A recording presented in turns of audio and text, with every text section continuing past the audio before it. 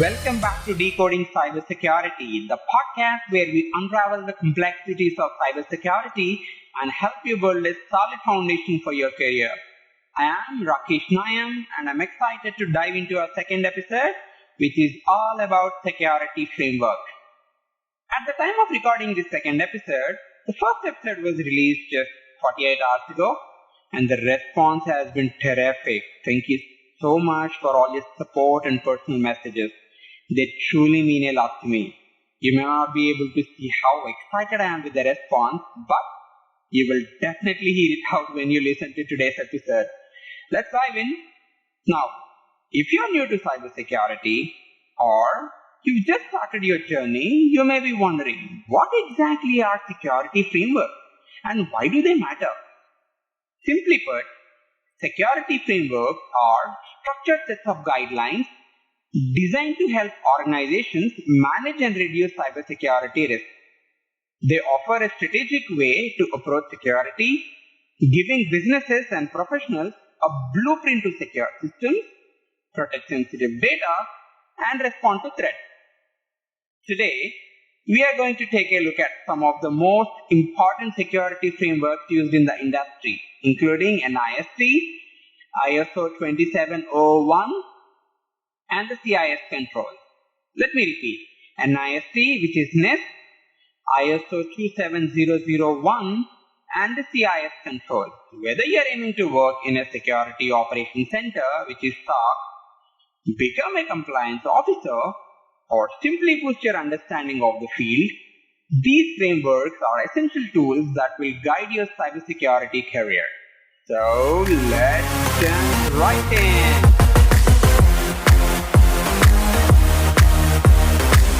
Let's start with the basics. What is a security framework? A security framework is essentially a set of standards and best practices that organizations can follow to ensure their cybersecurity programs are effective. Well, think of it as a blueprint, a clear path to follow to ensure that all critical aspects of security are covered. This is especially important because today's organizations face a constantly evolving threat landscape with cyber criminals always on the lookout for weaknesses to exploit. So why are frameworks important? First, consistency and standardization. Frameworks provide a consistent set of processes that help businesses ensure their security practices are not only effective but also compliant with regulations. Next, risk management. They help organizations understand and mitigate risks, whether it's managing who has access to sensitive data or ensuring systems are regularly patched. Frameworks provide a clear structure to follow. Third, compliance. Many industries are heavily regulated and frameworks help organizations meet the requirements set by laws like GDPR, HIPAA, or PCI DSS. They also help demonstrate to customers and stakeholders that the organization is serious about protecting data. Finally, security posture.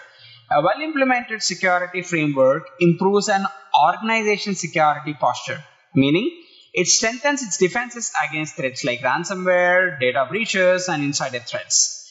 So, now that we understand why frameworks are crucial, let's dive into some of the most commonly used frameworks in the cybersecurity world. First up, we have the NIST Cybersecurity Framework, or CSF. NIST stands for the National Institute of Standards and Technology, and the CSF is one of the most widely used frameworks in the United States. NIST CSF was created to help organizations, large and small, manage cybersecurity risks. It's based on 5 core functions: identify, protect, detect, respond, and recover. Let's look into identify. Know your assets, data, and potential risks. This is all about understanding what needs to be protected. Second is protect.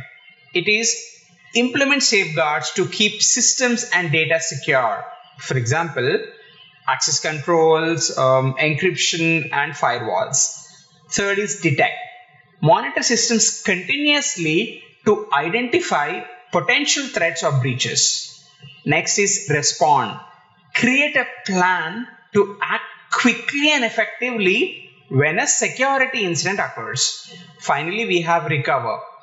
Ensure you can restore systems and data after a breach and learn from the incident to strengthen future defenses. One of the reasons NIST CSF is so popular is its flexibility. It's designed to work across industries and can be tailored to an organization's specific needs. Next up is ISO IEC 27001, often just referred to as ISO 27001. This is an international standard for Information Security Management Systems, or ISMS. ISO 27001 provides a framework for managing and protecting information assets so they remain secure. It's often used by organizations that want to systematically manage sensitive information, ensuring it stays secure and available when needed. The core principles of ISO 27001 are confidentiality, integrity, and availability. Confidentiality is ensuring that information is accessible only to authorized individuals. Integrity is protecting the accuracy and completeness of information and how it's processed. Finally, availability is making sure information is available when it's needed. Organizations that implement ISO 27001 can even get certified, which demonstrates to customers, partners, and regulatory bodies that they are committed to information security best practices. It's especially important in industries like finance, healthcare, and technology, where data protection is crucial. Lastly, let's talk about the CIS Controls. The Center for Internet Security has developed a set of 20 critical controls that organizations can follow to improve their cybersecurity posture. The CIS controls are divided into basic, foundational, and organization controls, and they cover everything from inventorying hardware and software assets to securing network devices and protecting data from unauthorized access. What makes the CIS controls particularly useful is their practicality. They provide highly specific, actionable steps that organizations can follow. For instance, Control 1 is all about creating an inventory of authorized devices, ensuring that only known secure devices are connected to your network. It's a low-cost and high-impact approach that's ideal for organizations looking for clear, simple ways to improve security without overcomplicating things.